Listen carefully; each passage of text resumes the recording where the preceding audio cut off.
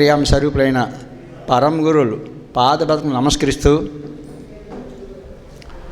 ఈ హోమియో శిక్షణా తరగతులకు విచ్చేసినటువంటి సోదరులు అందరికీ కూడాను స్వాగత సుమాంగలి హృదయపూర్వక నమస్కారములు. ఈ శ్రీకాకుళం కేంద్రంలో హోమియో శిక్షణా తరగతులు నిర్వహించడానికి పరమ గురువులు ప్రణాళిక ఒక పక్కనైతే శ్రీ డాక్టర్ జేవి రామేశ్వర్ ఎండి గారు ఆంధ్ర యూనివర్సిటీ వైద్యాధికారి వారు స్ఫూర్తితో మాస్టర్ గారు సంకల్ప బలంతో ఈ శ్రీకాకుళం కేంద్రంలో నిర్వహించుకోవడం జరుగుతుంది. ముఖ్యంగా శ్రీకాకుళం కేంద్రానికి ఒక విశిష్టత ఉంది. అది మాస్టర్ గారి ప్రణాళికలో శ్రీకాకుళం ప్రాంతంలో అందరికీ అందుబాటులో ఉండే పద్ధతిలో వైద్యం అందజేయాలని ఒక మహా బృహత్ సంకల్పంతో శ్రీకాకుళంలో హోమియోపతి కేంద్రం ప్రారంభించారు. అప్పటి నుండి ఈ రోజుకి సరిగ్గా 45 సంవత్సరాలు పూర్తి చేసుకోవడం జరిగింది.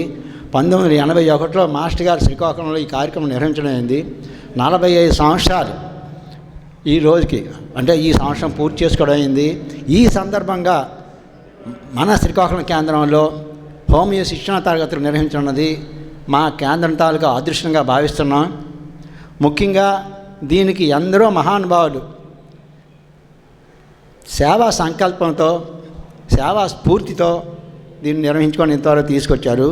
ఇందులో మాస్టర్ ఈకే గారి సంకల్పం, మాస్టర్ ఈకే గారు హోమియో అందించాలని ఒక పెద్ద బృహత్పర ప్రణాళికతో అందించడం, అలాగే దాన్ని ఈ రూపంలో విద్యాపరంగా వైద్యపరంగా ఆధ్యాత్మికపరంగా దీన్ని ముందుకు తీసుకొచ్చి మనందరి ముందు ఉంచినటువంటి మాస్టర్ పార్థీ కుమార్ గారు వీరిద్దరు గురువుల్ని స్ఫూర్తిగా తీసుకొని శ్రీ జిఎస్ఆర్ మూర్తి గారు అంటే శ్రీ గోవింద్ శ్రీరామచంద్ర మూర్తి గారు, మన అందరం జిఎస్ఆర్ మూర్తి అంటాం.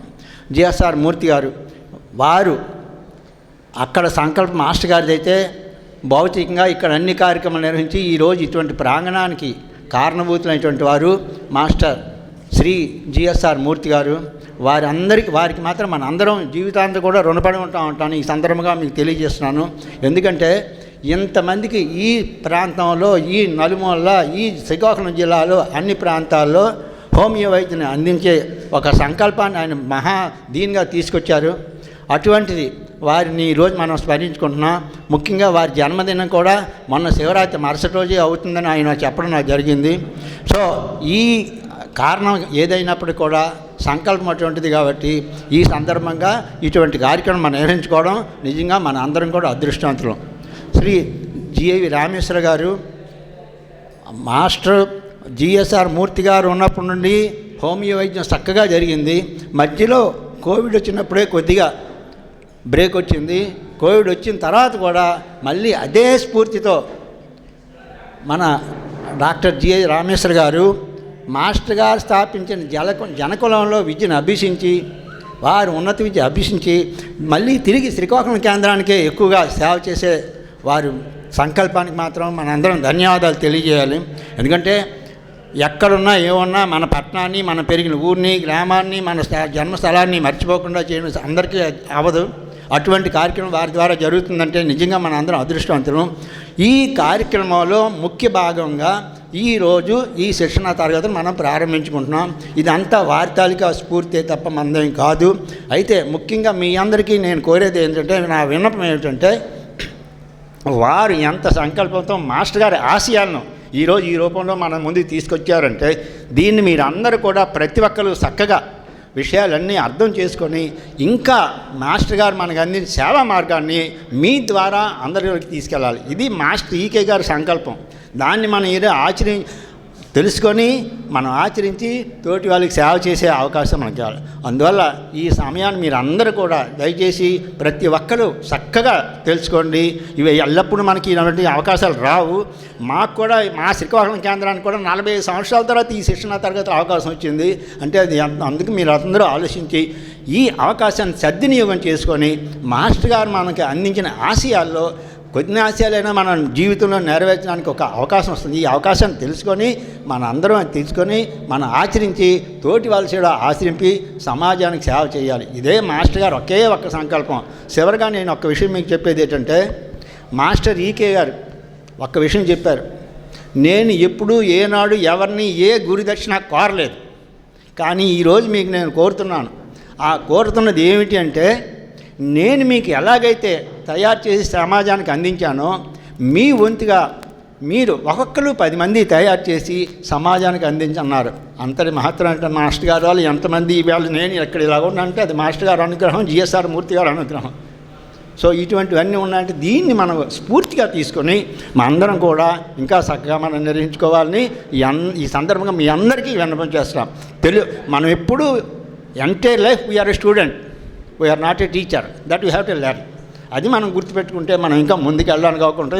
అందువల్ల దయచేసి మీ అందరూ కూడా ఈ అవకాశాన్ని సద్వినియోగం చేసుకొని ముందుకు మనం వెళ్ళాలని, మాస్టర్ గారు మనకి ఆశీస్సులు ఇవ్వాలని, మాస్టర్ గారి స్ఫూర్తితో అందరం కూడా ఇంకా చేయాలని ఈ సందర్భంగా మీ అందరికీ విన్నవించుకుంటున్నాను.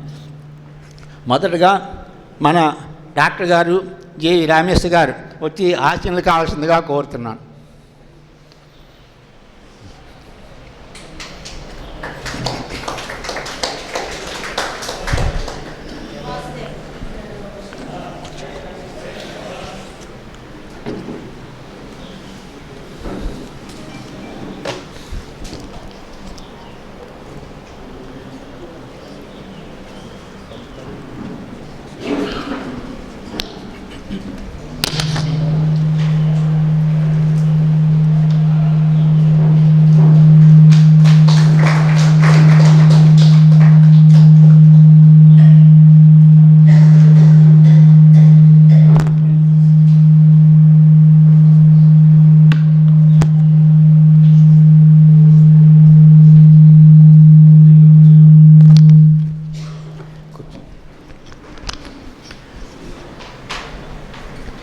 ఈరోజు మనం 3 రోజులు ఈ కార్యక్రమం నిర్వహించుకుంటున్నాం. ఈ కార్యక్రమాన్ని మన డాక్టర్ గారు వరుసగా మీకు అన్ని వివరాలు చెప్పడం జరుగుతుంది. సబ్జెక్ట్ పరంగా విషయం అంతా తెలియాలి కాబట్టి మీ అందరికీ అవగాహన కావాలి కాబట్టి ఒక్క వరుస క్రమంలో డాక్టర్ గారు అన్ని వివరాలు చెప్తారు. దయచేసి మీకు అందరికీ బ్యాడ్జెస్ ఇవ్వడం అయింది, బుక్స్ ఇవ్వడం జరిగింది, పెన్లు ఇవ్వడం జరిగింది. సో ఇంక మీరందరూ కూడా జాగ్రత్తగా దీన్ని మరొక్కసారి సద్వినియోగం చేసుకొని ఈ సందర్భంగా మీ అందరిని కోరుకుంటున్నాను. ఈ కార్యక్రమాన్ని మా డాక్టర్ జివి రామేశ్వర గారు ప్రారంభించాలని వాటిని పెట్టుకుంటున్నాను.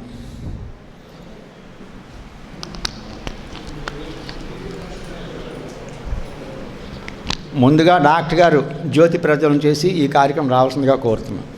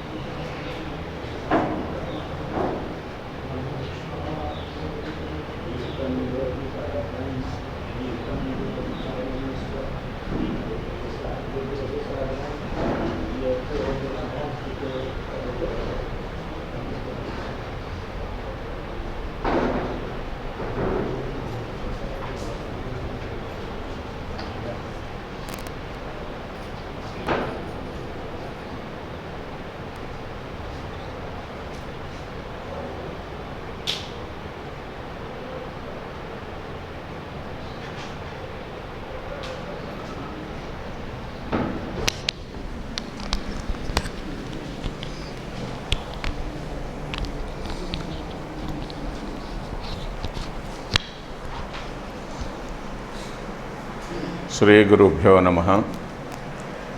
ఈ మార్చి 1, 2, 3 తారీఖుల హోమియోపతి శిక్షణా తరగతులకి వచ్చేసిన సహాధ్యాయులందరికీ స్వాగతం. ముందుగా శ్రీకాకుళం జగద్గురు పీఠం గురించి కొంత కొత్త వాళ్ళకందరికీ అవగాహన కలగడానికి ఒక 2 నిమిషాలు చెప్తాను. శ్రీకాకుళం జగద్గురు పీఠం మొట్టమొదట డిస్పెన్సరీతో స్టార్ట్ అయింది. డిస్పెన్సరీ మాస్టర్ గారు ఉన్నప్పుడు, మాస్టర్ ఈకే గారు ఉన్నప్పుడు ఆయన నెలకు ఒకసారి ఇక్కడికి వచ్చి మందులు ఇవ్వటం అనేది జరుగుతూ ఉండేది. అప్పుడు కానుకుర్తి సుదర్శనరావు గారు అని చెప్పని వారి ఇంట్లో పెట్టడం జరిగింది. అక్కడి నుంచి ప్రతి నెల నా మాస్టర్ గారు రావడం, మాస్టర్ గారితో పాటు మా నాన్నగారు జిఎస్ఆర్ మూర్తి గారు అని చెప్పని ఆయన రావటం, ఇద్దరం జరుగుతూ ఉండేది. అక్కడి నుంచి అలాగా ప్రారంభమై అది స్కూలు ఒకటి స్టార్ట్ చేద్దామని చెప్పని బాలభాను విద్యాలయం అని చెప్పని అది స్టార్ట్ చేయడం జరిగింది. అది ఓగరేల రామచంద్రరావు అని చెప్పిన ఆయన గుంటూరు నుంచి ఇక్కడికి వచ్చేసి కొన్నాళ్ళు ఇక్కడుండి దాన్ని చూసుకోవడం జరిగింది. అది అయిన తర్వాత మా నాన్నగారు జిఎస్ఆర్ మూర్తి గారేమో ఈ లోపున అగ్రికల్చరల్ హోమియోపతిలో కొంత పురోగతి ఆయనకి సాధించి, పురోగతి కనిపిస్తోంది మాస్టర్ గారు, నేను ఇది జీవితకాలం కార్యక్రమం కింద టేకప్ చేద్దామని చెప్పి అనుకుంటున్నాను, వాలంటీర్ రిటైర్మెంట్ తీసుకుని వచ్చేద్దాం అనుకుంటున్నానని చెప్పని చెప్పగా మాస్టర్ గారు కొన్నాళ్ళు పర్మిషన్ ఇవ్వలేదు. ఆ తర్వాత 2-3 సార్లు అడిగిన తర్వాత కొన్నాళ్ళు ఉండు నేను చెప్తానని చెప్పడం జరిగింది.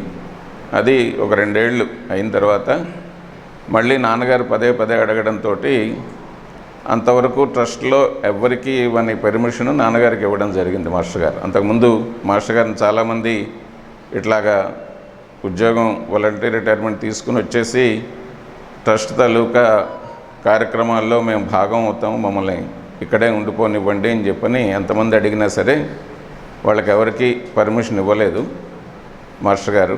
నాన్నగారికి ఇవ్వడం జరిగింది. దాంతో నాన్నగారు ఆ అవకాశాన్ని ఉపయోగించుకుని అప్పుడు మాస్టర్ గారేమో సరే శ్రీకాకుళం సెంటర్ నువ్వు తీసుకో, అక్కడ నువ్వు ఉండి మొత్తం చూడు, అది దాని బాగోగులన్నీ నువ్వే చూడని చెప్పని చెప్పి ఇక్కడికి పంపించడం జరిగింది.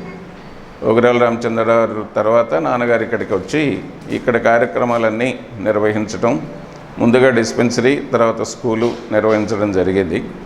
అది అయిన తర్వాత ఈ ప్రాంగణం అన్నది వేరే మనకి ట్రస్ట్కి రావడం జరిగింది. అక్కడ ముందు చిన్నగా బిల్డింగ్ స్టార్ట్ చేసి దాన్ని ఈ రూపంలోకి ఇప్పటికీ నెమ్మదిగా డెవలప్ చేసుకుంటూ రావడం జరిగింది. ప్రస్తుతం కింద స్కూల్ రన్ అవుతోంది, పైనేమో హోమియోపతి డిస్పెన్సరీ రన్ అవుతోంది. మన జగద్గురు పీఠం కార్యక్రమాలన్నీ ఇక్కడే సెంటర్గా జరగటం చాలా కాలం బట్టి, ఇందాక నారాయణరావు గారు చెప్పినట్టుగా 45 సంవత్సరాల నుంచి ఇక్కడ జరుగుతోంది. దీనికి నాకు అనుబంధం ఏంటంటే నాన్నగారు ఇక్కడికి వచ్చేసిన తర్వాత 1983లో ఇక్కడికి వచ్చాం. అప్పటికి నా 10th క్లాస్ అయిపోయింది. ఇంటర్మీడియట్ ఇక్కడ నేను చదువుకోవడం జరిగింది. ఇంటర్మీడియట్ చదువుకున్న టైంలో రోజు సాయంత్రం నేను డిస్పెన్సరీకి రావడం, డిస్పెన్సరీలో మందులు కడుతూ ఉండడం, ఇది నా పని. ఆ డిస్పెన్సరీలో మందులు కట్టడం అక్కడి నుంచి మొదలుపెట్టి ఆ తర్వాత మాస్టర్ గారు 82లోనో 83లోనో ఒక సమ్మర్ క్లాసెస్ వైజాగ్లో పెట్టడం జరిగింది. ప్రతి సంవత్సరం summer classes, homeopathy classes master గారు 2 మాసాలు కండక్ట్ చేసేవాళ్ళు. సో దానికి కనీసం ఒక 200-300 మంది త్రూఅవుట్ ఆంధ్ర వస్తూ ఉండేవాళ్ళు, దానిలో పార్టిసిపేట్ చేస్తూ ఉండేవాళ్ళు. అది నాకు ఒకసారి నా 10th క్లాస్ అయిపోయిన సెలవుల్లో నేను అందులో పాల్గొనడం, మాస్టర్ గారి స్పర్శ, మాస్టర్ గారి దృష్టి నా మీద పడటం, అవన్నీ జరిగాయి. అక్కడ జరిగిన తర్వాత అప్పుడే నాన్నగారు మాస్టర్ గారు మాట్లాడుకుని వీడిని హోమియోపతి చదివిచ్చేయి నువ్వని చెప్పని నాన్నగారితో చెప్పటం, నాన్నగారు ఏమో సరే అని చెప్పని బైపీసీలో జాయిన్ చేసేయడం జరిగింది. ఇంటర్మీడియట్ బైపీసీ ఇక్కడే చదువుకున్నాను. ఆ చదువుకునే టైంలో ఇక్కడికి వచ్చి మందులు కట్టడం, కేస్ షీట్లు నేను అంత రాసేవాడిని కాదు. అప్పుడు మందులు కట్టడం వరకు నాకు వచ్చేది. మందులు కట్టడంలో అప్పుడు శంకరం రాములు వీళ్ళందరూ నాకు సహాయం చేస్తుండేవాళ్ళు.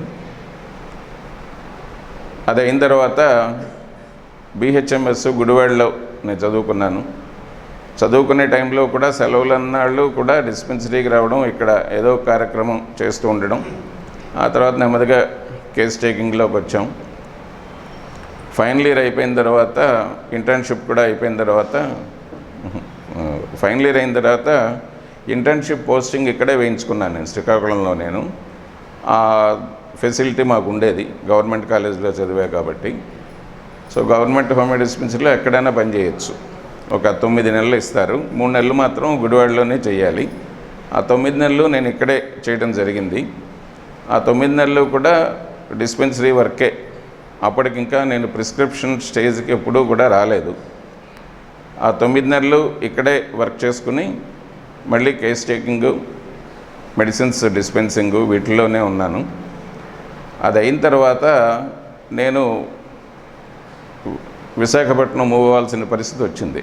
ఎందుకంటే అక్కడ యూనివర్సిటీలో వైస్ ఛాన్సలర్ గారు మాస్టర్ గారి డిసైపుల్, ఆయన గోపాలకృష్ణారెడ్డి గారు అని చెప్పని, ఆయన యూనివర్సిటీలో ఒక హోమియోపతి డిస్పెన్సరీ పెడదాం, డిస్పెన్సరీ పెడితే పిల్లలు బాగుంటారు అక్కడ, ఎందుకంటే అందరూ స్టూడెంట్స్ వచ్చేవాళ్ళు, చదువుకునేవాళ్ళు, వాళ్ళ ఆరోగ్యం ఈ స్థాయిలో మనం సెటరేట్ చేయడం జరిగితే వాళ్ళ జీవితంలో బాగా హెల్దీగాను వాళ్ళ కార్యక్రమాలు చేసుకోవటానికి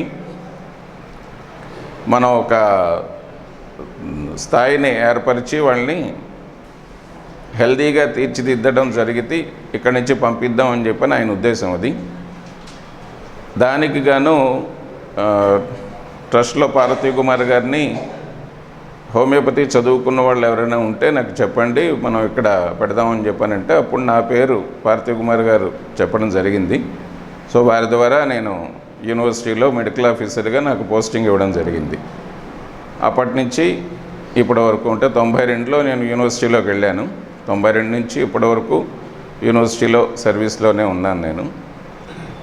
సో ఇది శ్రీకాకుళం తర్వాత నాది నేపథ్యం. ఈ ట్రస్ట్ యాక్టివిటీస్ అన్నీ కూడా లాస్ట్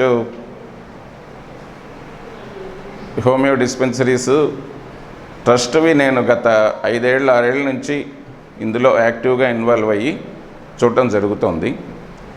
శ్రీకాకుళం సెంటర్లో వీళ్ళకి అవసరం వచ్చి నన్ను రమ్మని చెప్పని కోరారు.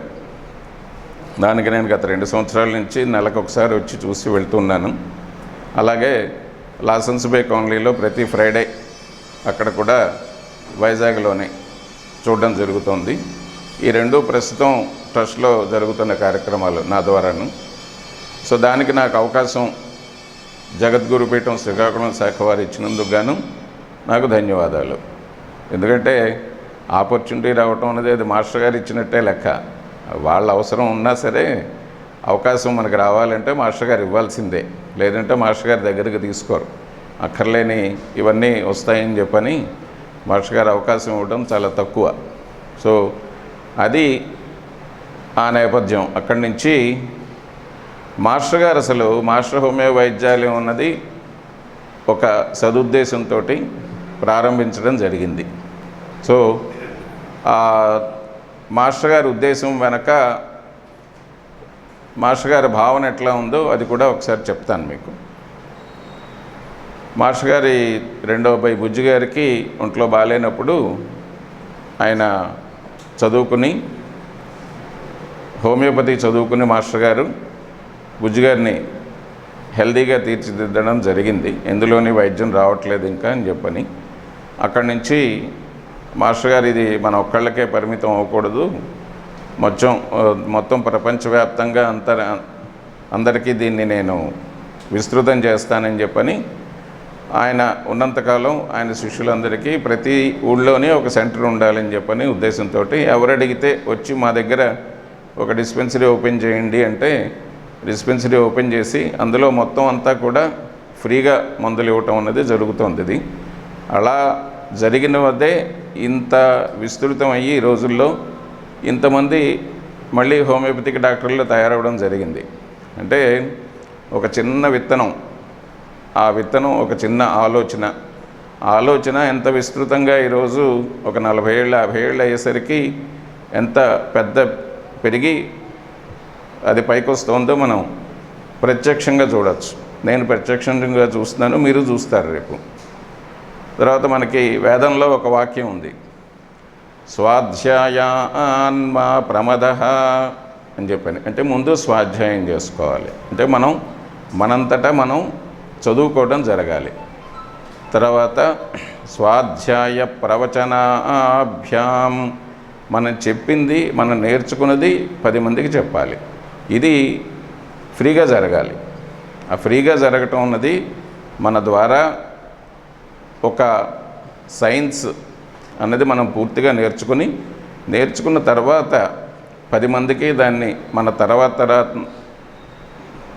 జనరేషన్స్కి అందించడం జరిగితే గనక అది వేదంలో చెప్పినట్టు మనం బ్రతకడం జరుగుతుంది. సో దాని గురించి ఇంకొక చిన్న ఇదేంటంటే, చిన్నప్పుడు ఇక్కడ డిస్పెన్సరీలోని హోమియోపతి క్లాసెస్ మా నాన్నగారు చెప్పడం జరిగేది. అది చాలా కాలం క్రితం చెప్తూ ఉండేవాళ్ళది. దానికి నేను దాదాపు 3-4 సార్లు దానికి అటెండ్ అవ్వడం జరిగింది. క్లాసులు వినేది తక్కువ, సర్వీస్ చేసేది ఎక్కువ చేసేవాడిని అప్పుడు నేను. అప్పుడు ఇంకా చదువుకుంటూ ఉన్నాను నేను. ఇంటర్మీడియట్లో కొన్నిసార్లు, తర్వాత BHMSలో జాయిన్ అయిన తర్వాత కొన్నిసార్లు వాటికి అటెండ్ అవ్వడం జరిగింది. కాకపోతే నాకంతా సర్వీస్ మీద ఎక్కువ దృష్టి ఉండేది, అంటే పనులు చేయటం మీద దృష్టి ఉండేది, నేర్చుకోవడం మీద కన్నా. ఆ తర్వాత నెమ్మదిగా ఇందులోకి ఉండే తీయదనం అర్థమయ్యి అప్పుడు మొత్తం ఎంతో కొంత ఒక చిన్న భాగం హోమియోపతిలో నేర్చుకుని నాకు తెలిసింది మీకు అందరికీ చెప్దామని చెప్పని ఒక ఉద్దేశం ఎందుకో మొన్న కలిగింది. నిన్న నాన్నగారి పుట్టినరోజు. సరే, నాన్నగారి పుట్టినరోజు నుంచి మొదలుపెట్టి ఒక 3 రోజులు చెప్దాము అని కేస్ టేకింగ్గా ఎందుకు పట్టుకున్నాను అంటే, మనకి హోమియో డిస్పెన్సరీస్లోని నేను అబ్జర్వ్ చేసింది ఏంటంటే, కేస్ టేకింగ్ అన్నది ఒక పద్ధతి ప్రకారం కాకుండా ఎవరికి నచ్చినట్టుగా వాళ్ళు చేసేయటం, అది అసంపూర్తిగా ఉండడం. అసంపూర్తిగా ఉన్నది డాక్టర్లకి కొంచెం ప్రిస్క్రిప్షన్ ఇవ్వడానికి కష్టం అవుతుంది. సో తర్వాత మన దగ్గర హోమియోపతి డిస్పెన్సరీస్లో మాస్టర్ హోమియో వైద్యాలయంలో వచ్చే పేషెంట్స్ చాలా ఎక్కువ మంది అయిపోతున్నారు. సో ఒక పూటలోని లేదా ఒక రోజులోని 150-200 మందిని చూడాల్సి వస్తుంది. ఇందులో దగ్గర ఒక 35-40 మంది కొత్త కేసులే ఉంటున్నాయి. పాత కేసు అంటే అర్థం అవుతుంది, ఈజీగా వెళ్ళిపోవచ్చు, ప్రాబ్లం ఉండదు. కొత్త కేసు వచ్చేసరికి ఫస్ట్ ప్రిస్క్రిప్షన్ సరిగా లేకపోతే కనుక కొత్త కేసులోని రాను కష్టం అయిపోతుంది. సో ఫస్ట్ ప్రిస్క్రిప్షన్ రావాలి అంటే డీటెయిల్స్ అన్నీ కూడా మనకు అర్థమయ్యేటట్టుగా ఉండాలి. ఆ డీటెయిల్స్ అర్థం అవ్వాలి అంటే మన కేస్ టేకింగ్ సరిగ్గా ఉండాలి. నేను కూర్చుని లేదా డాక్టర్లే కూర్చుని కేస్ టేకింగ్ చేసుకునే పరిస్థితి చాలా కష్టం ఈ రోజుల్లో. సో అందుకని కొంతమందిని సర్వీస్ చేసే వాళ్ళందరినీ కేస్ టేకింగ్కి వాళ్ళని కాస్త తయారు చేస్తే, ఇక్కడికి మిగతా సెంటర్స్ నుంచి వచ్చిన వాళ్ళు చాలామంది ఉన్నారు. వీళ్ళందరూ వెళ్ళి వాళ్ళ సెంటర్స్లో ఇప్పుడు మనం ఇక్కడ నేర్చుకున్నది మీకు ఒక పుస్తకం రూపంలో మళ్ళీ ఇవ్వడం జరుగుతుంది. అది వాళ్ళ సెంటర్కి వెళ్ళి వాళ్ళు మిగతా వాళ్ళకి చెప్పి, మిగతా వాళ్ళని కొంతమందిని తయారు చేసి వాళ్ళ సెంటర్స్లో వాళ్ళు ఫెసిలిటేట్ చేసుకోవడానికి గాను ఇదే ఏర్పాటు చేయడం జరిగింది. సో అలాగా ఈ కేస్ టేకింగ్ అన్నది నాకు అక్కడ తగిలింది. ఇది ఫస్ట్, అంటే ఒక స్టెప్ ముందు కేస్ టేకింగ్లో మొదలుపెట్టి నెమ్మదిగా మిగతా భాగాల్లోకి ఒక్కొక్క స్టెప్ పైకి వెళ్దామని చెప్పని నా ఉద్దేశం. సో ఈసారి క్లాసెస్లో కేస్ టేకింగ్ అవుతుంది. నెక్స్ట్ టైం మళ్ళీ ఎక్కడ మనం జరుపుకుంటామో చూసుకుని అందులో ఏం చెప్పుకుందాం ఏమిటి అన్నది అప్పుడు దాన్ని బట్టి, అప్పుడు నాకు వెలిగిన దాన్ని బట్టి వస్తుంది. ఇది కూడా సడన్గా ఎందుకో వచ్చింది ఐడియా నాకు, నేను అనుకోలేదు ఈ కేస్ టేకింగ్ అని చెప్పని. నేను చూస్తుంది ప్రాక్టికల్గా నాకు ఇబ్బందికరంగా కనిపించింది, ఇది కనిపించింది, అందుకని చెప్పి దీన్ని పట్టుకున్నాను. నెక్స్ట్ మళ్ళీ ఇంకా అందరికీ ఏది అవసరం అవుతుందో అది ఒకసారి మీకు కావాలనుకుంటే మీరు చెప్పండి, దాన్ని బట్టి నేను రెడీ చేస్తాను. డిఫరెంట్ టాపిక్స్ మీకు ఏది కష్టం అవుతుందో అవి చెప్పండి.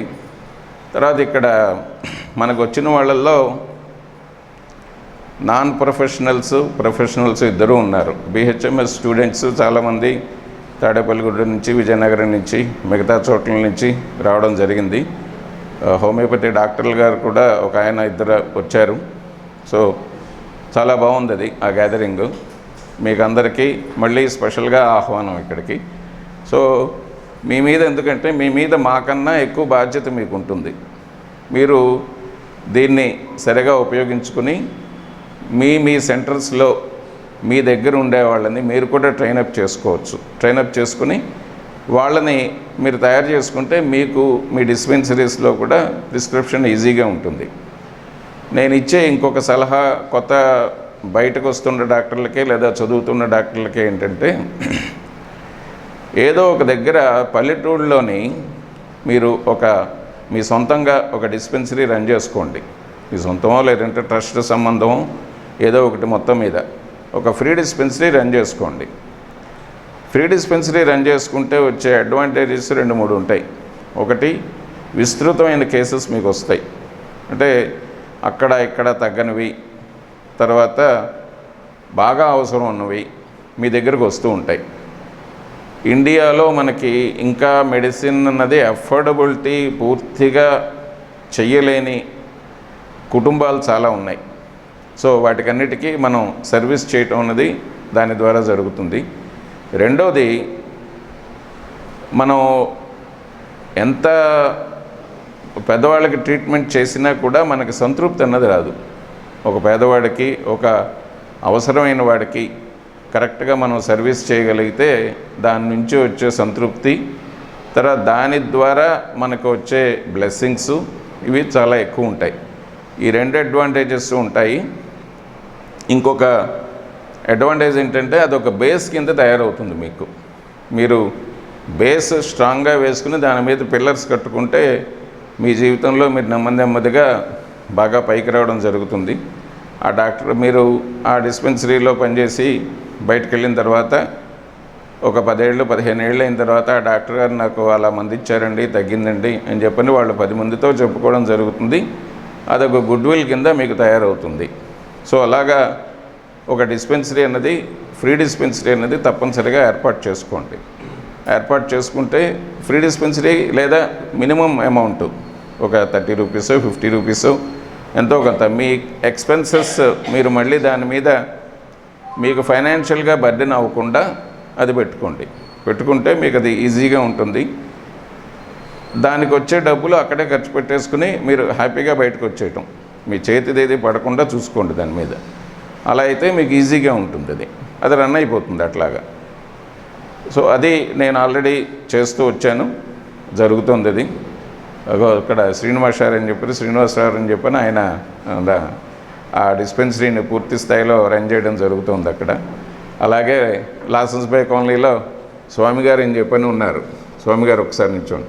ఆయన టీవీఎస్ రావు గారు అని చెప్పని ఒక చాలా ముసలాయన ఒక ఆయన ఉండేవాళ్ళు, ఇప్పుడు లేరు, వెళ్ళిపోయారు ఆయన.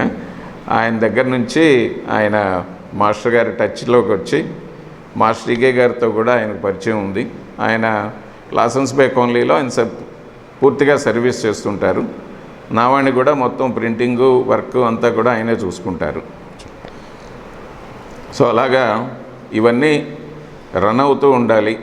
ఒకటి, సర్వీస్ అన్నది మన ప్రొఫెషన్లో తప్పనిసరి. అది ఫ్రీ సర్వీస్ చేసుకుంటే మనం హ్యాపీగా ఉంటాం, మనకు సంతృప్తి ఉంటుంది. రెండోది, మన పర్సనల్ క్లినిక్ ఎట్లాగో ఉంటుంది, అది రన్ చేసుకోవటం. ఇప్పుడు నాన్ ప్రొఫెషనల్స్ వరకు వస్తే మీరు మాస్టర్ హోమియో వైద్యాలయంకి మందులకు వచ్చి మందులు పుచ్చుకుంటున్న టైంలోని మాకు ఇందులో ఏదో ఒక సర్వీస్ చేస్తే నచ్చుతుంది అని చెప్పని అనిపించి ఇందులో నెమ్మదిగా దిగి సర్వీస్ చేయటం మొదలుపెట్టి, సరే పేషెంట్స్ తోటి ఇంటరాక్ట్ అవుతూ ఉంటే కనుక ఎవరో కేస్ టేకింగ్ ఆ రోజు రాని వాళ్ళు మీరు ఆ రోజు కేసు తీసుకోవాల్సి వచ్చి మీరు కేసు తీసుకుని అలాగా నెమ్మదిగా కేస్ టేకింగ్లోకి దిగడం జరుగుతుంది. సో వచ్చిన వాళ్ళందరూ కూడా మందులు తీసుకోవడానికి వచ్చిన వాళ్ళే. సో ఈ వచ్చిన వాళ్ళు ముందు కేస్ టేకింగ్ చేస్తున్నారు. నెమ్మదిగా వాళ్ళు సొంతంగా చదువుకున్న దాన్ని బట్టి గ్రాడ్యువల్గా డాక్టర్ల కింద మారిపోతున్నారు. కనీసం ఇప్పుడు కొన్ని సెంటర్స్ రన్ చేసే వాళ్ళందరూ కూడా ఒకప్పుడు పేషెంట్స్గా వచ్చి ఇప్పుడు డాక్టర్లు అయిన వాళ్ళే. కాకపోతే మనం సర్వీస్ దగ్గరే ఉండిపోతామా లేదు డాక్టర్లుగా ఎదుగుతామా అన్నది మీ సొంత కృషి బట్టి మాత్రమే ఉంటుంది. కేస్ టేకింగ్ ముందు చేసుకోండి, మెడిసిన్స్ దగ్గర కూర్చోండి, అవుతుంది, అది సర్వీసే. నెమ్మదిగా ఇక్కడ నేర్చుకున్నది మీ అంతటి మీరు కొంత మెట్రమెడికా ఫిలాసఫీ ఈ రెండు చదువుకుని ఒక డాక్టర్ దగ్గర కూర్చుని అక్కడ నేర్చుకుని అప్పుడు మీరు నెమ్మదిగా ప్రిస్క్రిప్షన్ ఇవ్వడానికి వీలుగా తయారవ్వాలని చెప్పి నా భావన. అది ప్రతి సెంటర్ నుంచి కనీసం 2-3 తయారైతే అది చాలా బాగుంటుంది. మాస్టర్ గారి కార్యక్రమం నిరంతరం జరుగుతూ ఉంటుంది. ఇది ఎక్కడా ఆగదు. ఇది మనం చేస్తున్నామా లేదా అన్నది మాత్రమే జరుగుతుంది. మనం చేయడానికి గాను మన నెమ్మదిగా తయారవడం అన్నది జరగాలి. అది కంపల్సరీ. అది జరిగితే అప్పుడు నిరంతరం ఇది సాగుతూ ఉంటుంది. కొత్త నీరు పాత నీరు అన్నీ వస్తూ ఉంటాయి, వెళ్తూ ఉంటాయి. బట్ మనం చేయకపోవటం అన్నది మన పర్సనల్ ఇంట్రెస్ట్ బట్టి ఉంటుంది. పర్సనల్ ఇంట్రెస్ట్ తప్పనిసరిగా ఉండాలి. అది గుర్తుపెట్టుకోండి.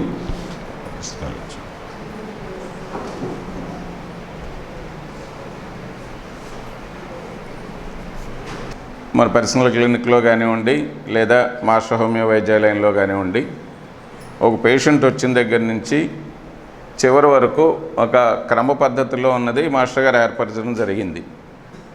పేషెంట్ ముందు వస్తాడు, వచ్చిన తర్వాత మనం వాళ్ళని తీసుకెళ్ళి కేస్ టేకింగ్ చేసుకుని, కేస్ టేకింగ్ అయిన తర్వాత మళ్ళీ డాక్టర్ దగ్గరికి తీసుకొని వెళ్ళి డాక్టర్ విజిట్ అయిపోయిన తర్వాత వాళ్ళకి మెడిసిన్స్ స్లిప్ ఇచ్చేసి మెడిసిన్ స్లిప్పు మందులు కట్టి వాళ్ళకి ఎట్లా వేసుకోవాలో వాళ్ళకి చెప్పి తర్వాత మాస్టర్ గారు మనకి ఇచ్చిన ఇదేంటంటే డైట్ ఒకటి స్పెషల్గా మాస్టర్ గారు ఆయన ఉండగానే కొంత డైట్ ప్రిస్క్రైబ్ చేయడం జరిగింది.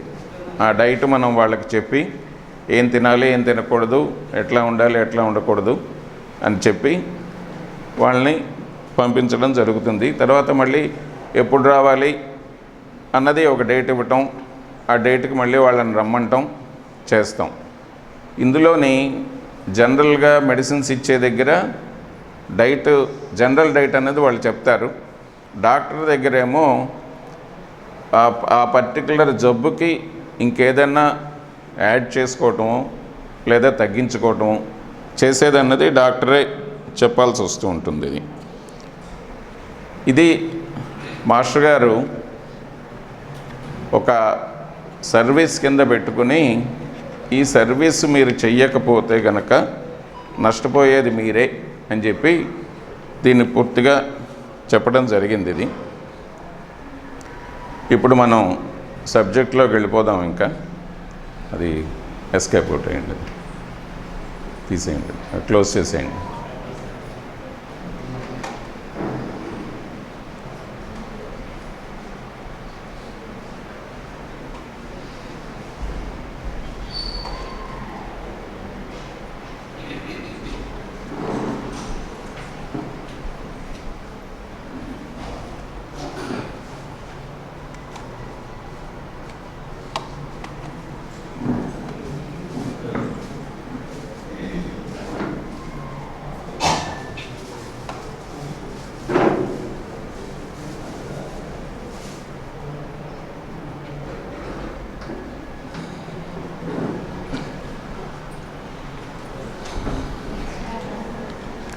హోమియోపతిలోని ఫస్ట్ అండ్ ఫార్మోస్ట్ మనకు పేషెంట్ తోటి ఇంటరాక్షన్ అన్నది చాలా ముఖ్యం. పేషెంట్తో ఇంటరాక్షన్ మనకి ఎంత చక్కగా జరిగితే అంత చక్కగా డాక్టర్ మీద నమ్మకం వస్తుంది. డాక్టర్ని వాడు పూర్తిగా కాన్ఫిడెన్స్లోకి తీసుకోవడం జరుగుతుంది. తర్వాత మనం మెడిసిన్ ఇవ్వడానికి గాను మనకి కరెక్ట్ అయిన ఇన్ఫర్మేషన్ అంతా కూడా పేషెంట్ నుంచి మనం రాబట్టుకోవటం అన్నది చేస్తాం. దీంట్లోని ఇది మనకి ఫస్ట్ హానిమన్ గారు మనకి చెప్పి ఇచ్చింది ఆర్గనాన్ ఆఫ్ మెడిసిన్ అని చెప్పని. ఆర్గనాన్ ఆఫ్ మెడిసిన్లో ఎఫారిజమ్స్, టోటల్ ఎఫారిజమ్స్లోని 83వ ఎఫారిజం నుంచి 104వ ఎఫారిజం వరకు ఇది ఇవ్వడం జరిగింది. ఇది మనం అక్కడి నుంచి అక్కడ వరకు చెప్పుకుందాం. హోమియోపతికి వచ్చేసరికి మీకు అందరికీ తెలిసిందే, అయినా మళ్ళీ ఇంకోసారి చెప్తాను. ఎందుకంటే చెప్పిందే చెప్పుకుంటూ ఉంటే మనకి వాళ్ళ మీద భక్తి, వాళ్ళ మీద మనకి వాళ్ళు మన మీద కురిపించే ప్రేమ అన్నది ఎప్పుడూ కూడా కంటిన్యూ అవుతూ ఉంటుంది. క్రిస్టియన్ శామ్యూల్ ఫ్రెడరిక్ హానిమన్ గారు దీన్ని ఫస్ట్ బయట ప్రపంచానికి ఇవ్వడం జరిగింది. 1810లోని అది ఇవ్వడం జరిగింది. కరెక్టేనమ్మా? 1810 కదా, అంతేనా కదా? అంతేనా? ఇప్పుడు చెప్పాలి మరి మీరు.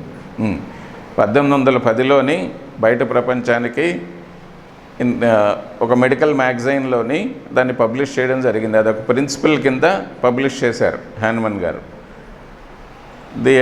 మొత్తం హోమియోపతి తాలూకా వర్క్ అంతా కూడా ప్రపంచంలో ఒకే ఒక్క మనిషి ఒక వైద్య శాస్త్రాన్ని పూర్తిగా ప్రపంచానికి ఇచ్చి వెళ్ళింది హానిమన్ గారు ఒక్కళ్ళే, ఇంకెవ్వరూ లేదు.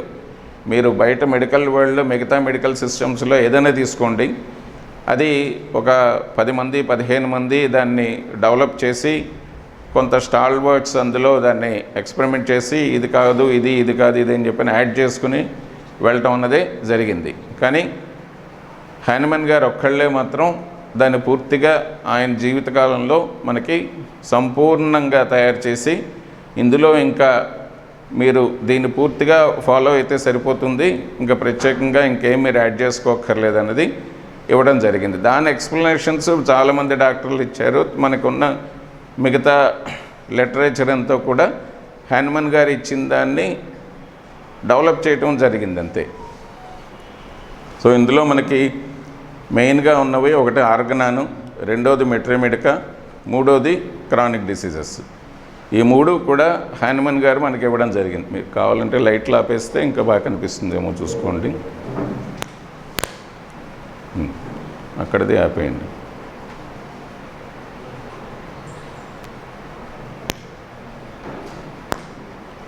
చాలు సరే, అందరికీ కనిపిస్తుందా సరిగా? ఓకే. ఈ మూడు మనకు తెలిసినవే. ఆర్గనాను, మెట్రోమెడికా. హానిమన్ ఇచ్చింది మెట్రోమెడికా ప్యూరా అని చెప్పని.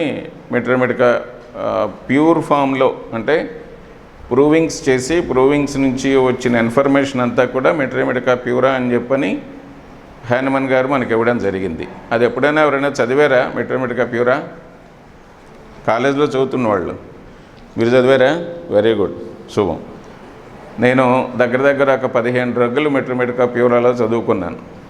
సో చదవండి, అంటే మనకి హానిమన్ గారు ఇచ్చిన ఐడియా అన్నది మనకు తెలుస్తుంది. ఇది ప్యూరా చదివితే ఏంటంటే హానిమన్ గారు ఏ ఐడియాతోటి ఎట్లా ప్రూవింగ్స్ చేసి ఎట్లా మనకి ఇచ్చారన్నది చదువుతుంది.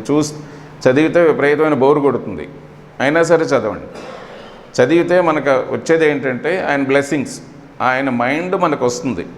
ఏ పుస్తకం అయినా సరే మాస్టర్ గారు మనకి ఈకే గారు చెప్పింది ఏంటి అంటే, పుస్తకం చదివేటప్పుడు ఒకసారి పుస్తకం రాసిన వాళ్ళని స్మరించుకుని మీరు పుస్తకం చదివితే ఆ రాసిన వాళ్ళు ఏ ఉద్దేశంతో రాశారు అన్నది మనకు అవగాహన అవుతుంది.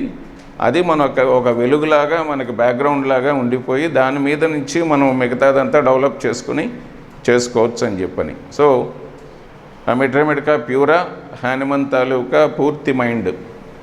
ఇంకోటి చెప్తాను, హానిమన్ తన జీవితకాలంలో దగ్గర 15,000 పేజీల లిటరేచర్ రాశాడు ఆయన. 15,000 పేజీల లిటరేచర్. మనం ఒకరోజు ఒక పేపర్ రాయడానికి లేదా ఒక టావు రాయడానికి మనకి బుర్రలో ఎంత ఉండదో అంత మొత్తం ఆ టావులో వచ్చేస్తుంది. అంతకన్నా ఇంకేం ఉండదు మన బుర్రలోని. ఒక టావు రాస్తే చాలు, మనకి మన బుర్రలో ఉన్నదంతా చాలు, ఇంకా ఎంప్టీ. అలాంటిది ఆయన 15,000 పేజీలు పైగా రాశాడు ఆయన లిటరేచర్ మొత్తం ఉంది ఇంకా. సో అంతలాగా రాసిన ఆయన విట్రమెటికా ప్యూరా చేసినప్పుడు అన్నీ ఆయన అందులో ప్రోవర్స్కి ఏదేదో వచ్చింది, ఎట్లా వచ్చింది అని చెప్పి రాస్తాడు అంతే. అంతకు మించి పెద్ద ఇన్ఫర్మేషన్ ఉండదు. కాకపోతే ప్యూర్ ఫామ్ ఉంటుంది అక్కడ, అందుకే ప్యూరా అని చెప్పి పేరు పెట్టడం జరిగింది. ప్యూర్ ఫామ్లో అది మనకు అందించడం జరిగింది హనుమన్ గారు. అట్లాగే క్రానిక్ డిసీజెస్ ఆర్గనన్ ఏమో 1810 నుంచి 1833 వరకు డిఫరెంట్ ఇయర్స్లో దాని 5th ఎడిషన్ వరకు 1833లో వచ్చింది. Final edition ఎప్పుడమ్మా?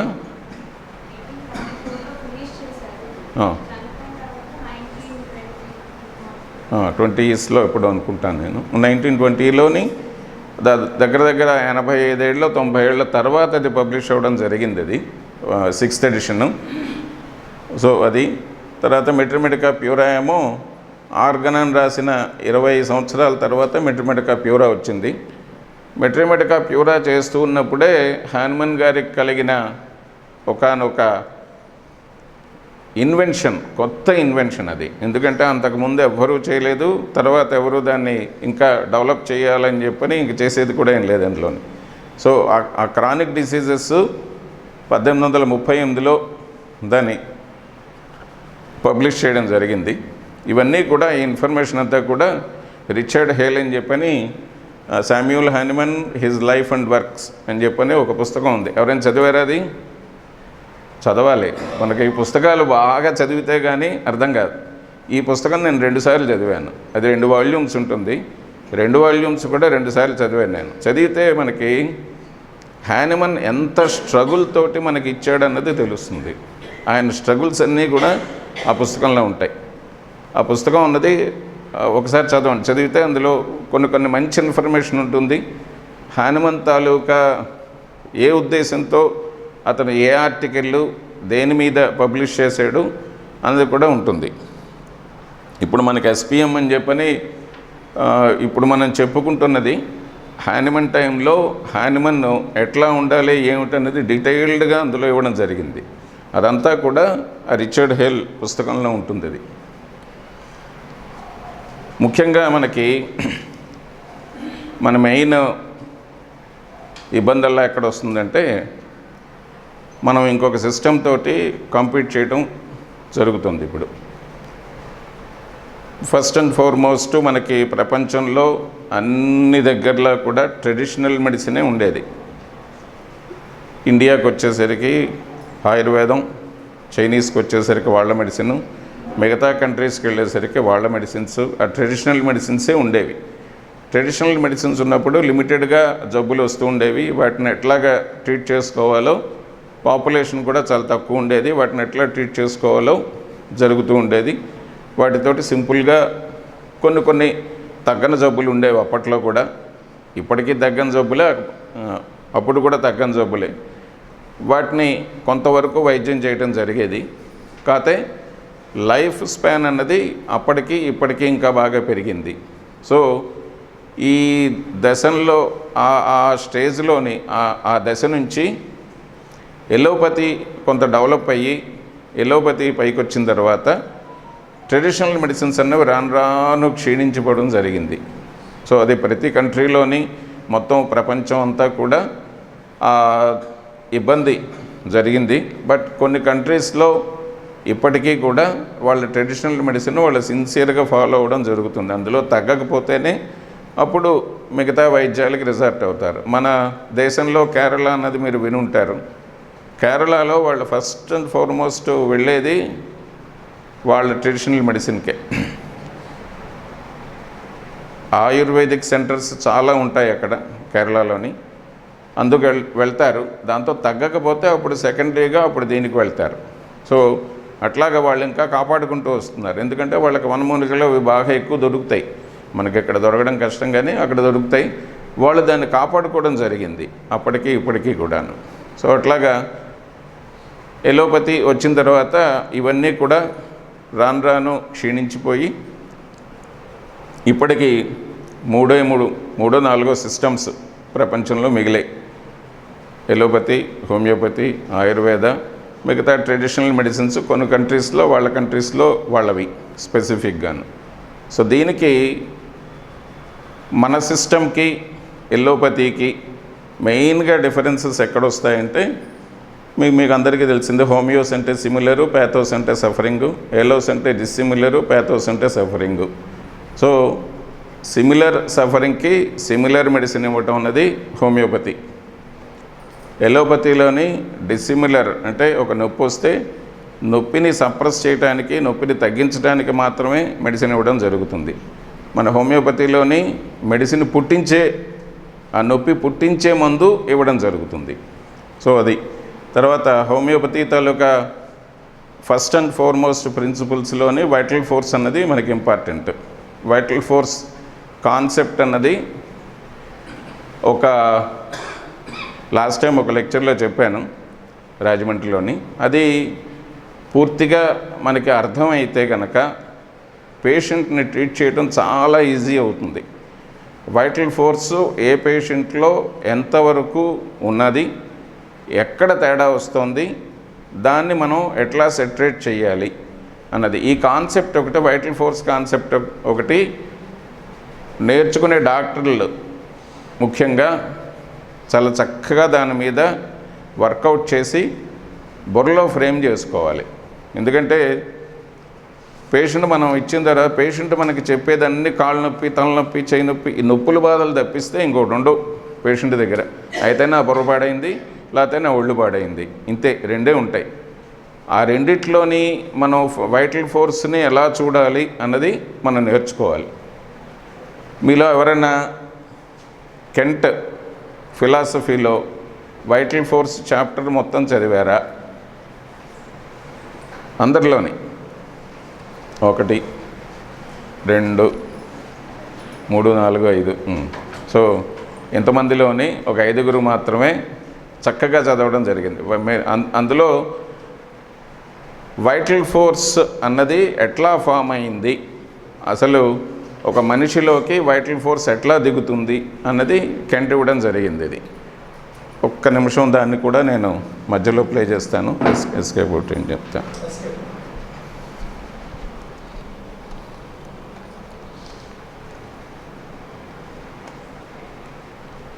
సో మన శరీరాన్ని పూర్తిగా కాపాడుతూ దేనికోసం మనల్ని కాపాడుతోంది, మనల్ని దేనికోసం ప్రాణంతో నిలిపుంచుతోంది అన్నది ఇక్కడ చెప్తాడు Hahnemann. Higher purposes of our existence అంటే మనం తాలూకా జీవనంలోని మనం హయ్యర్ పర్పస్కి మనం ఉపయోగపడడానికి గాను వైటల్ ఫోర్స్ మనం కాపాడుతూ ఉంటుంది. ఇది ఫస్ట్. తర్వాత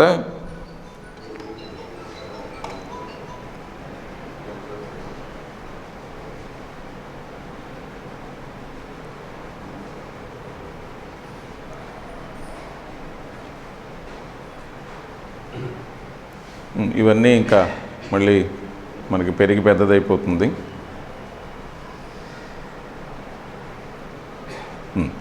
ఆ హయ్యర్ పర్పస్లోకి మనం వెళ్ళిన తర్వాత మాస్టర్ గారు మనకి చెప్పింది ఏంటంటే higher purpose is only service. సర్వీసే మన హ్యుమానిటీకి మనం చేసే సర్వీస్ అన్నది హయ్యర్ పర్పస్. వైటల్ ఫోర్స్ మనలోకి ఎట్లాగ వస్తుంది అంటే ఫస్ట్ ప్యూర్ ఫామ్ అన్నది భగవంతుడి దగ్గర నుంచి వస్తుంది. భగవంతుడిలో ఏదైతే అది ఉందో అది మనలోకి వస్తుంది. అదంతా ఇందాకనే చూపించిన కెంట్ ఫిలాసఫీలోని వైటల్ ఫోర్స్ చాప్టర్లోని మొత్తం అంతా ఎలా వస్తుంది ఏమిటి అన్నది ఇన్ఫ్లక్స్ అంటాడు. ఆ ఇన్ఫ్లక్స్ అన్నది మనకి పైనుంచి కిందకి ఎట్లా దిగుతుంది, మనలోకి ఎట్లా ప్రవేశిస్తుంది, మనలో ఎట్లా అది పెరిగి పెద్దదయ్యి మన బాడీని చిన్నప్పటి నుంచి వెళ్ళిపోయే వరకు ఎట్లా కాపాడుతుంది వైటల్ ఫోర్స్ మన అన్నది కెంట్ చాలా చక్కటి లెక్చర్లో ఇచ్చాడు. మిగతా నేను హెచ్ఏ రాబర్ట్స్, క్లోజు ఇవన్నీ చూశాను, కానీ దానికి అన్నిటికన్నా కెంట్ ఒకటి మాత్రం మనకి ప్యూర్, అంటే ఇండియన్ ఫిలాసఫీకి దగ్గరగా కెంట్ ఇవ్వడం జరిగింది.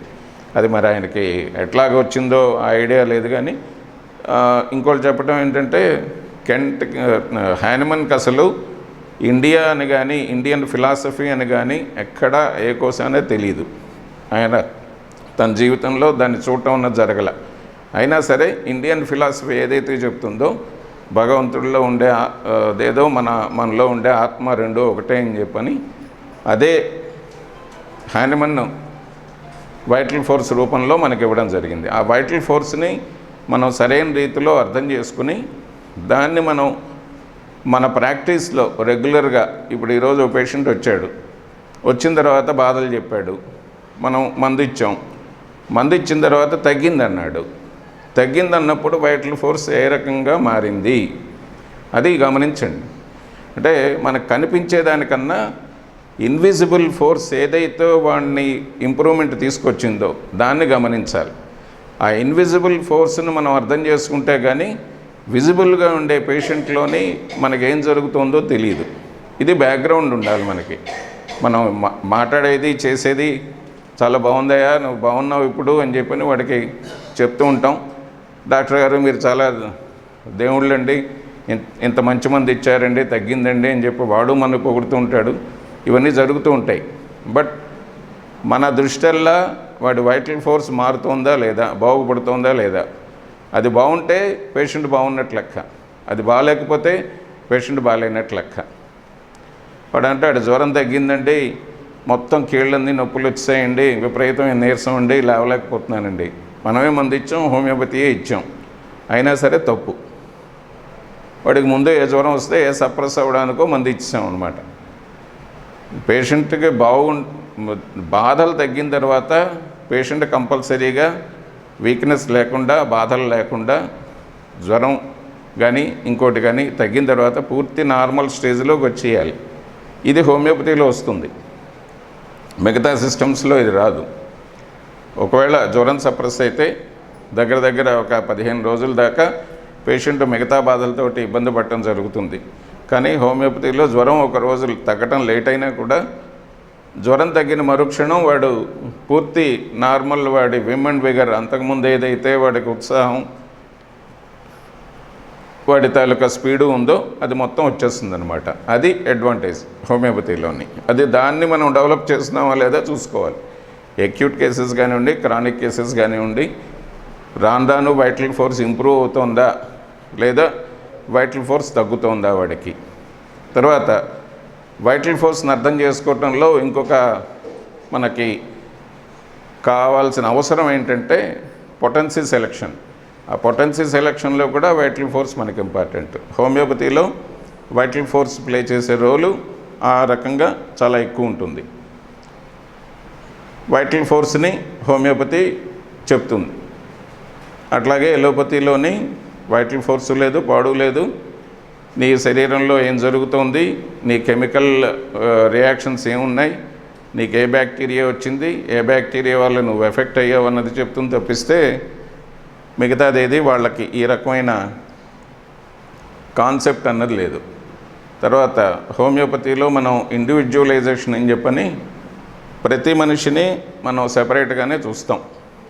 ఒక పేషెంట్ మన దగ్గరికి 10 రకాలైన జబ్బులతో మన దగ్గరికి వచ్చినా సరే వాడి స్పెషల్ క్యారెక్టర్ ఏమిటి అన్నది మనం డిఫైన్ చేసుకుని మన బుర్రలో పెట్టుకుని అప్పుడు మనం మెడిసిన్ ఇవ్వడానికి అప్రోచ్ అవుతాం తప్పిస్తే ఒక అందరినీ కలిపి ఒకే ఘటన కట్టేసి అందరికీ ఒకే రకమైన మందులు ఇవ్వడం అనేది జరగదు.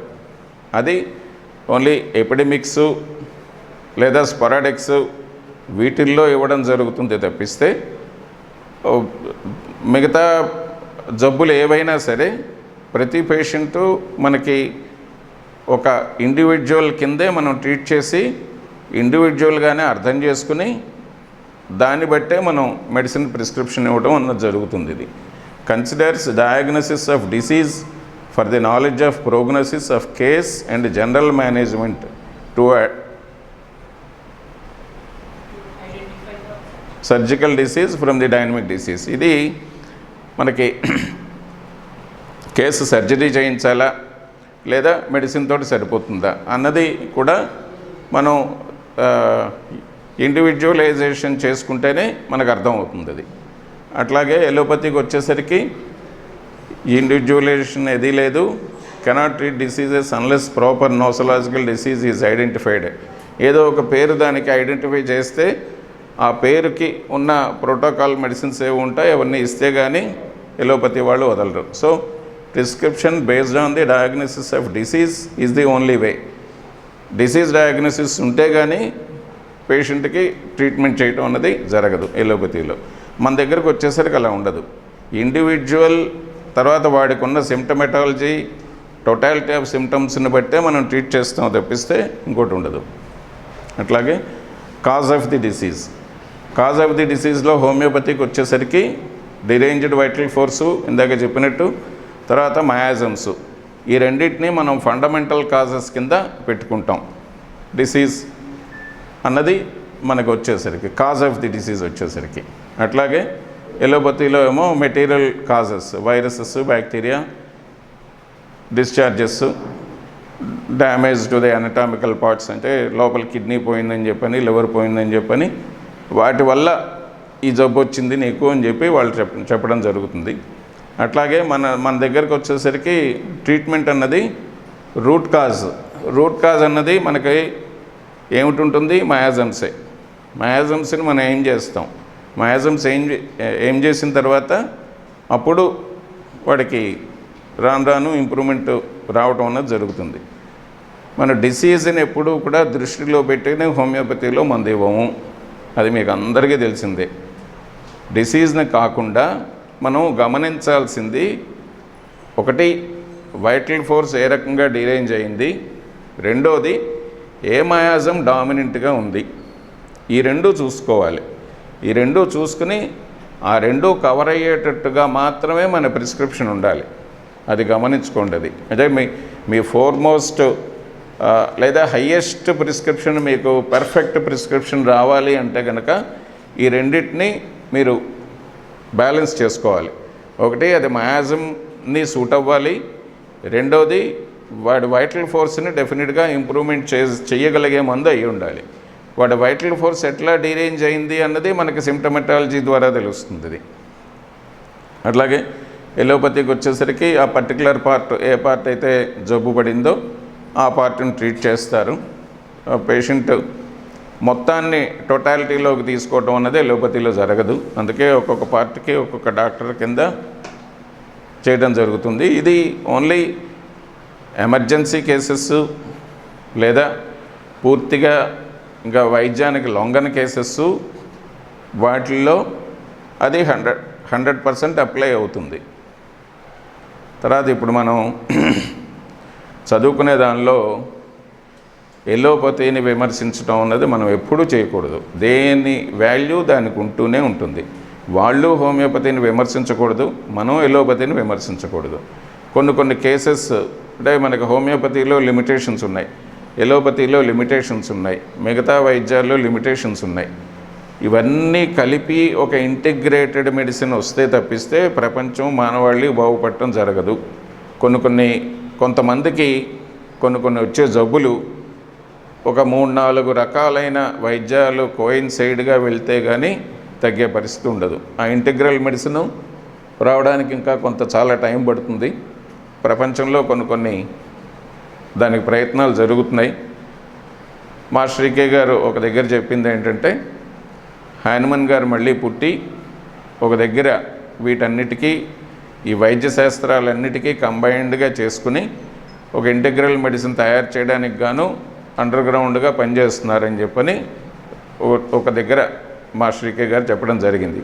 ఎక్కడున్నారో ఏమిటో మనకు ఎవరికీ తెలియదు అది, బట్ అదొక ప్రయత్నం జరుగుతూ ఉంటుంది, జరగాలి కూడా అన్నది.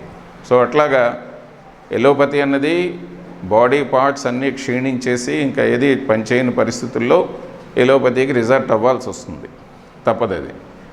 హోమియోపతి అన్నది ఫంక్షనల్గా వచ్చే డిస్టర్బెన్సెస్ మోడరేట్లీ స్ట్రక్చరల్ డిస్టర్బెన్సెస్ వరకు పనిచేస్తుంది. సివియర్ స్ట్రక్చరల్ డిస్టర్బెన్స్ వచ్చిన తర్వాత homeopathy has its own limitations. So ఆ లిమిటేషన్స్ మనం చూసుకుని దాన్ని బట్టి వెళ్ళాలి.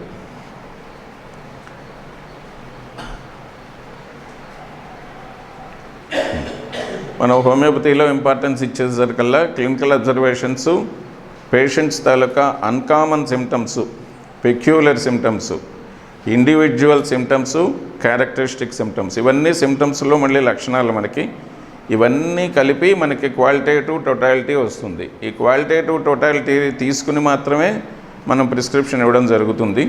అదే ఎల్లోపతికి వచ్చేసరికి డయాగ్నోస్టిక్ ల్యాబ్ టెస్ట్స్, స్కాన్స్ ఇవన్నీ చూసి దాన్ని బట్టి పేషెంట్ చెప్పే డిసీజ్ సిమ్టమ్స్ని బట్టి మెడిసిన్ ఇవ్వడం అనేది జరుగుతుంది. ఇది తర్వాత హోమియోపతికి వచ్చేసరికల్లా ఏ డిసీజ్కి కూడా స్పెసిఫిక్ మెడిసిన్ అన్నది ఉండదు. సార్ నాకు గ్యాస్ట్రిక్ అంటే మీరు మందు ఇచ్చేయండి అంటే హోమియోపతిలో అట్లా ఇవ్వడం అన్నది చాలా కష్టం. సో వాడి మొత్తం సిమ్టమ్స్ తీసుకుని, వాడి మైండ్ తీసుకుని, ఆ గ్యాస్ట్రైటిస్ ఏ కారణం వల్ల, మెంటల్గా వాడు సఫర్ అవ్వడం వల్ల వస్తుందా, ఫిజికల్గా వాడి తాలూకా ఫుడ్ హ్యాబిట్స్లో తేడా ఉండి వస్తుందా, ఇవన్నీ చూసుకుని మొత్తం వాడి టోటాలిటీ, అట్లాగే వాడి మైండ్ ఎట్లా ఉంది, ముందు ఎలా ఉంది, జబ్బు వచ్చిన తర్వాత ఎలా ఉంది, ఇప్పుడు ఎలా ఉంటుంది, ఇవన్నీ చూసుకుని దాన్ని బట్టి మాత్రమే మనం మందు ఇస్తాం. Specific remedy is the one which perfectly suits the individualistic symptoms of the patient. Patient ఇంతకుముందు మనం చెప్పుకున్నట్టుగా ఇండివిజువలైజేషన్ చేసిన తర్వాత అప్పుడు సింగిల్ రెమెడీ వస్తుంది మనకి. Minimum dose at a time is the fundamental rule of curative method. Single dose, simple minimum dose అన్నది మనకు ఫండమెంటల్ రూల్ హోమియోపతిలోని.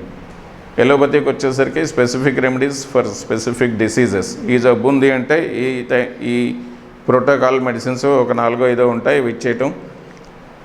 తర్వాత మిక్స్చర్ 2-3 మందులు కలిపి ఇవ్వడం. Each symptom has each single medicine. ఒక్కొక్క బాధకి ఒక్కొక్క మందు అన్నది వాళ్ళు వేయడం జరుగుతుంది. అందులోని లార్జ్ క్వాంటిటీస్లో వెళ్తుంది, క్రూడ్ ఫామ్లో వెళ్తుంది. సో చివరికి వచ్చేసరికి ఏది తగ్గినప్పుడు పాలియేటివ్ ఆర్ సప్రెషన్ మెథడ్. జనరల్గా కూడా పాలియేటివ్ మెథడే ఎలోపతి అన్నది. సో మీరు ఏ మందు తీసుకున్నా దాన్ని పాలియేషన్ కిందే మనం చూస్తాం. హోమియోపతి సిద్ధాంతం ప్రకారం పాలియేషన్ కిందే వస్తుంది. అది సింపుల్ గ్యాస్ట్రైటిస్, కడుపులో మంటండి అని చెప్పి వాడు వెళ్తే వాళ్ళు ఇచ్చే ఏ మిక్స్చరో లేదంటే ఏ మందో అది పాలియేషన్ కిందే వస్తుంది, అంతే తప్పిస్తే క్యూరిటివ్ కింద రాదు. అదే హోమియోపతికి వచ్చేసరికి మన కష్టం అంతా మనం పడి వాడిని ట్రీట్ చేసుకుని బయటికి తీసుకొచ్చేసరికి శుభ్రంగా తగ్గుతుంది, మళ్ళీ రిపిటేషన్ ఉండదు వాడికి.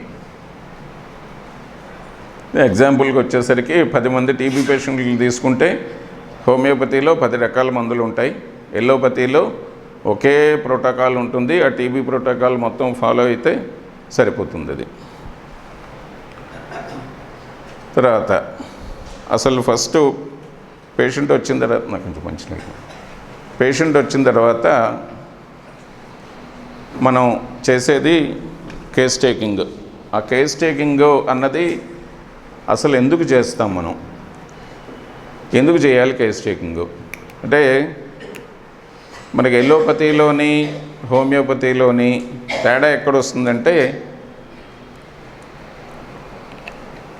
ఎల్లోపతి వాళ్ళు రాసేదాన్ని ల్యాబ్ టెస్టులు రాసి పడేస్తారు. 4 బాధలు పేషెంట్ చెప్తాడు, కొన్ని టెస్టులు రాస్తారు, దాని మీద మందు ఇచ్చేస్తారు, అయిపోతుంది. అక్కడితోటి డాక్టర్ తాలూకా కష్టం అంతా ఆ టెస్టుల్లో ఏ టెస్టులు రాయాలన్నది, ఆ టెస్టుల్లో వచ్చిన రిజల్ట్స్ని ఇంటర్ప్రిటేషన్ చేసుకోవటం, మందు ఇచ్చేయటం, అంతే తప్పిస్తే పేషెంట్ రోలు ఓన్లీ లిమిటెడ్, చాలా తక్కువ ఉంటుంది పేషెంట్ రోల్. ఆ పేషెంట్ రోల్ అనేది ఎలోపతిలో చాలా తక్కువ. వాడు చెప్పేది ఒక 2-3 వాక్యాలు విన్న తర్వాత టక మందు అయితే మందు, లేదంటే టెస్టులు రాసి ఇచ్చేయటం, పంపించేయటం, దాని ప్రకారం మెడిసిన్ ఇచ్చేయటం, వెళ్ళిపోని చెప్పటం. మనకి హోమియోపతిలో అట్లా ఉండదు. మనకి దొరికింది, మనకి టెస్టులు ఇవి అవి ఏవి ఇంపార్టెంట్ కాదు, ఉండాలి కరెక్టే, కానీ వాటి మీద బేస్ అయ్యి మన ప్రిస్క్రిప్షన్ ఉండదు. కొన్ని సమయాల్లో కొన్ని కేసుల్లో తప్పిస్తే మేజారిటీ ఆఫ్ ది కేసెస్ మనకి డయాగ్నోస్టిక్ రిజల్ట్స్ కానీ మిగతా వాటి మీద కానీ బేస్ అయి ఉండదు అది. అవి మనకి హానిమన్ ఎఫారిజం 82లో మనం కేస్ టేకింగ్ అనేది 83 నుంచి 104 అని చెప్పి చెప్పుకున్నాం ఇంతకుముందు. దానికి ముందు 82 ఎఫారిజంలోని హానిమన్ చెప్పింది ఏంటంటే, to investigate symptoms and peculiarities of miasmatic diseases that are incurable. అంటే హోమియోపతి కనిపెట్టక ముందు ఏవైతే ఇన్క్యూరబుల్ అని చెప్పారో వాటి తాలూకా సిమ్టమ్స్ మొత్తం తీసుకోవటం, ఆ జబ్బు సిమ్టమ్స్ మొత్తం తీసుకోవటం, దాన్ని ఇన్వెస్టిగేట్ చేయటం, అందులో పెక్యులియారిటీస్ చూడటం.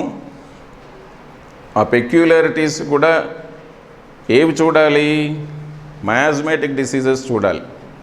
అంతే తప్పిస్తే పేషెంట్ తాలూకా గ్యాస్ట్రిక్ జబ్బు, కిడ్నీ జబ్బు, హార్ట్ జబ్బు ఇది చూడకూడదు. వెనకుండే మయాజమ్స్లో ఉండే పెక్యులారిటీస్ అవి చూడాలి తప్పిస్తే మిగతావేవి చూడకూడదు. To clearly demarcate the miasms to be cured. మన ఫస్ట్ కేస్ టేకింగ్ తాలూకా ఎయిమ్ ఏమిటి అంటే to clearly demarcate the miasms to be cured. అంటే ఒక పేషెంట్ మన దగ్గరికి వచ్చేసరికి మొత్తం మనకున్న మయాజమ్స్ ఎన్నండి? 4, 3 కాదు 4. మీ కాలేజీలో చెప్పింది మర్చిపోండి మయాజమ్స్ గురించి. ఆ కాన్సెప్ట్ తప్పు. ఓకే, కొంతవరకు రైటు, కొన్ని తప్పు.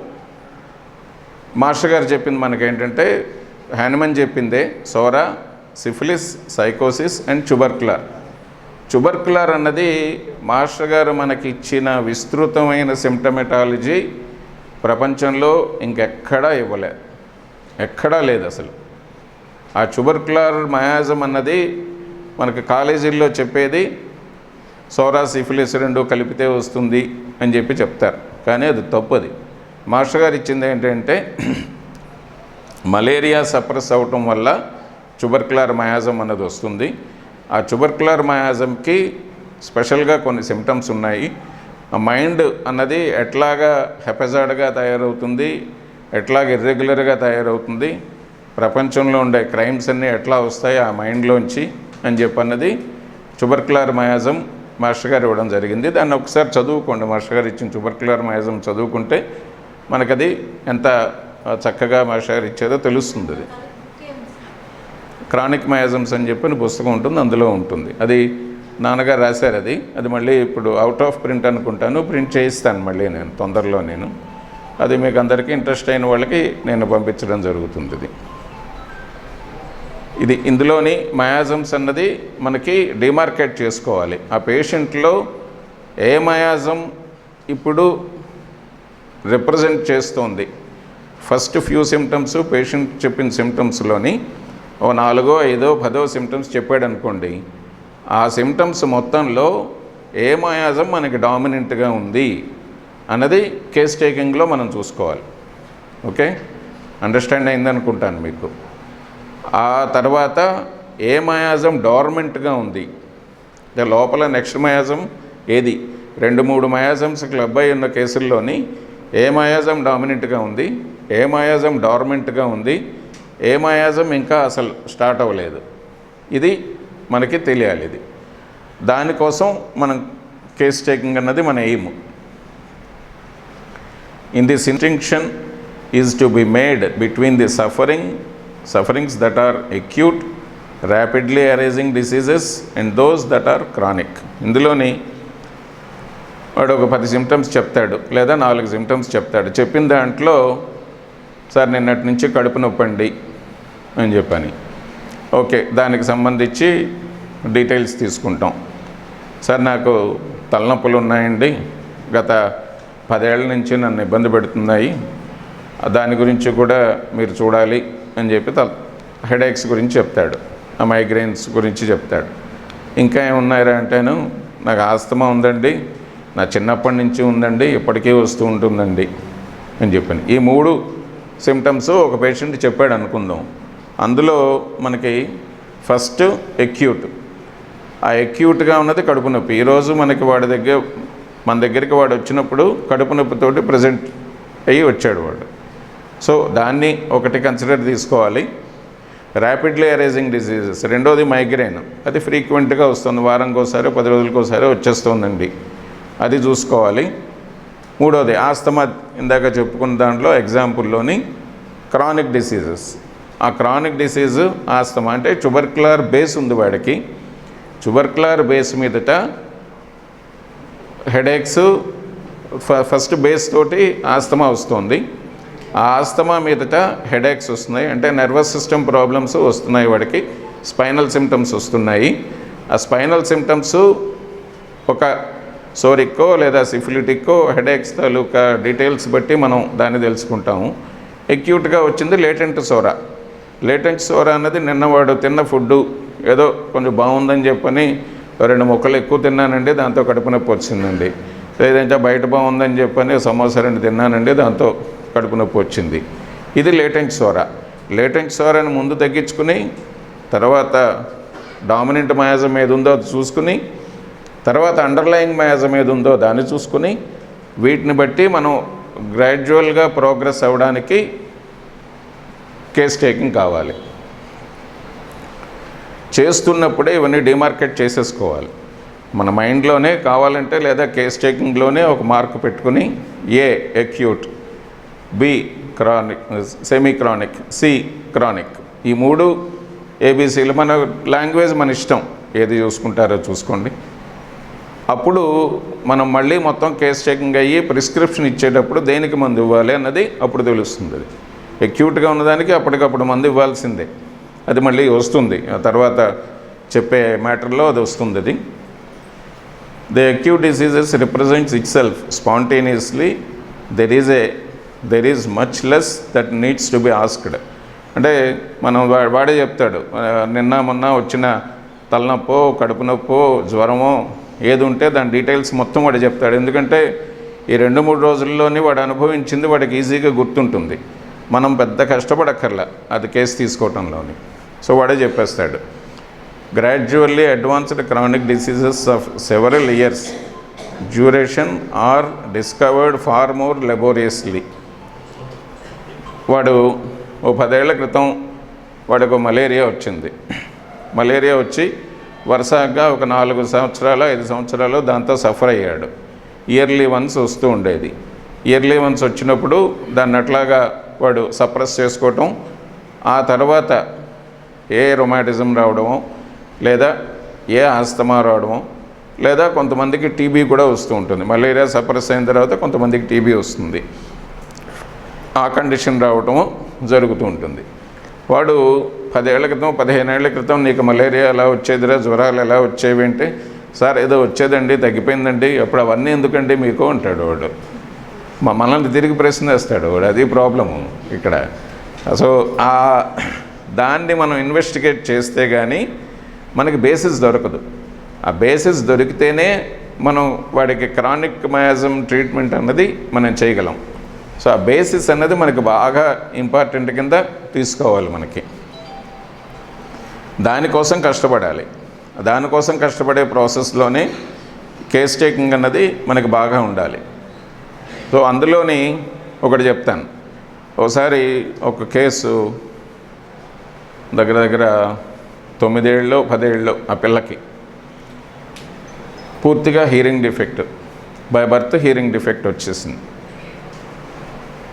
తల్లి తండ్రి అందరూ బాగానే ఉన్నారు, పిల్ల బాగానే ఉంది, చూడడానికి మొత్తం అంతా బ్రహ్మాండంగా ఉంది పైకి చూడడానికి.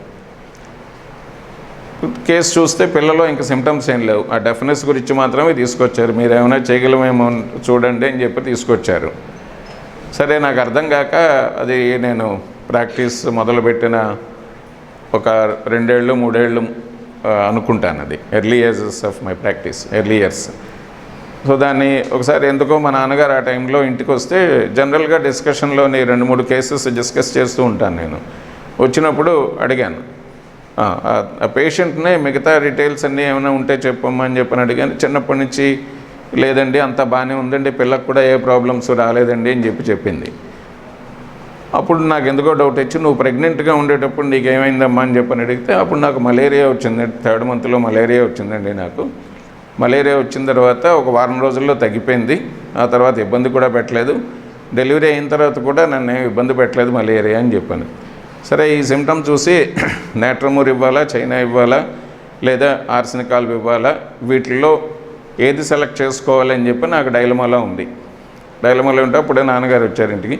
వస్తే ఈ కేసు ఒకటి డిస్కస్ చేసి మిగతా కేసెస్తో పాటు అడిగాను, ఏం చేయాలి ఇందులో, ఇది ఇవ్వాలా అది ఇవ్వాలా. ముఖ్యంగా చైనా నేట్రమూర్ రెండు నాకు స్ట్రైక్ అయ్యాయి, ఏది ఇవ్వాలని చెప్పని. చైనా 1M అని చెప్పారు. చైనా 1M వేసిన తర్వాత 1 సంవత్సరం తర్వాత ఆ పిల్లకి మార్పు వచ్చింది. సో మధ్యలో ఒక 2 సార్లు 3 సార్లు అలాగా ఆ డోసెస్ పడితే అప్పుడు మార్పు రావడం జరిగింది. సో ట్యూబర్క్యులర్మైజము అప్పటికి తగ్గడం మొదలుపెట్టిందనమాట. ఆ తర్వాత ఇంకో 2 ఏళ్ళు 3 ఏళ్ళు కంటిన్యూ చేశారు. తర్వాత వాళ్ళు కంటిన్యూ చేయలే. ఒక 25 to 30% చేంజ్ వచ్చింది పిల్లకి. అంతకు మించి మరి తర్వాత ఏమైందో మనకు తెలీదు. బట్ మనం ప్రిస్క్రిప్షన్ ఇవ్వడానికి మనం న్యాయం చేసాం, ఆ కేసుకు మనం లోపం చేయలేదు అని చెప్పి డాక్టర్కి ఉండాలి ముందు. ఫస్ట్ అండ్ ఇంపార్టెంట్ ఏంటంటే మనం ఇచ్చిన ప్రిస్క్రిప్షన్ ఇది పర్ఫెక్ట్లీ కరెక్ట్. ఆ కరెక్ట్ అనడానికి మనకి కొన్ని స్టాండ్స్ ఉండాలి. అంటే ఈ సిమ్టమ్ ప్రకారం నేను ఇది తీసుకున్నాను, ఈ కేసు ఈ సిమ్టమ్కి నేను ప్రిస్క్రిప్షన్ ఇచ్చాను, ఈ సిమ్టమ్ తాలూకా అనాలిసిస్ ఇది, ఈ సిమ్టమ్ తాలూకా బ్యాక్గ్రౌండ్ ఇది, ఈ సిమ్టమ్ తాలూకా డెప్త్ ఇది, ఆ డెప్త్ బట్టి నేను వెళ్ళాను, నా డ్రగ్కి ఆ డెప్త్ ఉంది కాబట్టి నేను ఈ సిమ్టమ్కి ఈ మందు ఇవ్వడం జరిగింది అన్నది మనం ఎక్స్ప్లెయిన్ చేసుకోగలగాలి. అదే హనుమన్ చెప్పింది ఈజీలీ ఎక్స్ప్లెయినబుల్ ప్రిన్సిపల్స్ అని చెప్పని. ఆ ప్రిన్సిపల్స్ని మనంతటా మనం ఎక్స్ప్లెయిన్ చేసుకోగలగాలి. ఆ ప్రిస్క్రిప్షన్ అంత డెప్త్గా ఉండాలి అంటే కనుక మన కేస్ టేకింగ్ అన్నది అంత డెప్త్లోకి వెళ్ళి తీసుకోవాలి. సో ఆ రోజు ఆవిడ సిమ్టమ్ చెప్పకపోతే ఆ మందు వేయలేము. ఆ వచ్చే 25-30% ఇంప్రూవ్మెంట్ కూడా వచ్చేది కాదు. సో ఈ లెబోరియస్ ప్రాసెస్ అన్నది అక్కడ జరుగుతుందన్నమాట, దానికోసం జరుగుతుంది.